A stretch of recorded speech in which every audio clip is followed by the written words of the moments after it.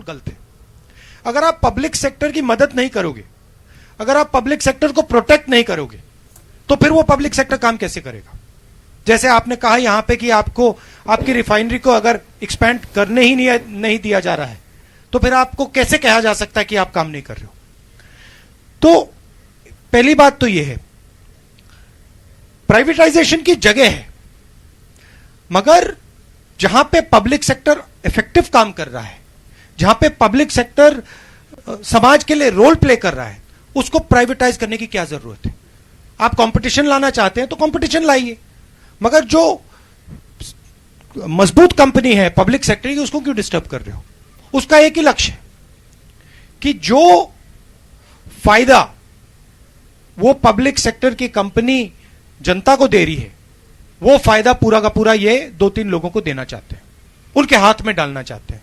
मैं आपको उदाहरण देता हूं, यहां पे गुवाहाटी में आपका एयरपोर्ट है, बोरदोलोई एयरपोर्ट, उसमें सरकार के 2000 करोड़ रुपए आए, एयरपोर्ट बनाने के लिए 2000 करोड़ रुपए दिए। 2000 करोड़ रुपए देने के बाद वो एयरपोर्ट अदानी को दे दिया। इसका आइडिया क्या है? 2000 करोड़ रुपए असम की जनता के लिए एयरपोर्ट के लिए भेजे गए, और फिर आपने 2000 करोड़ रुपए और एयरपोर्ट अदानी जी को दे दिए। यही आइडिया फार्म बिल्स के पीछे है। तो ये कृषि पर आक्रमण कर रहे हैं, पब्लिक सेक्टर पे आक्रमण कर रहे हैं, शिक्षा पे, स्वास्थ्य पे आक्रमण कर रहे हैं। आप आज अपने बच्चों को स्कूल भेजना चाहो, प्राइवेट स्कूल में भेजो, मगर सरकार का काम इफेक्टिव एजुकेशन देने का है, सरकार का काम इफेक्टिव अस्पताल देने का है। मगर अगर आज आप हिंदुस्तान में अपने बच्चों को, माता पिता को अस्पताल भेजना चाहते हो तो प्राइवेट में भेजो, शिक्षा देना चाहते हो तो प्राइवेट में भेजो। तो ये डायरेक्शन ही बिल्कुल गलत जा रहा है। और जो आपने बात कही contractual non contractual, informal non informal worker के बीच में, बिल्कुल सही है।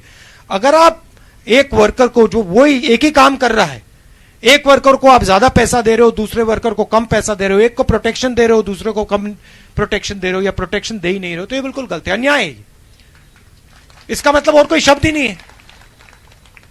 और ये तरीका है, ज्यादा से ज्यादा लोगों को कॉन्ट्रैक्ट में रखो, और जब उनको हटाना चाहो हटा दो, जब उनको मारना चाहो, दबाना चाहो दबा दो, कोई पूछेगा नहीं।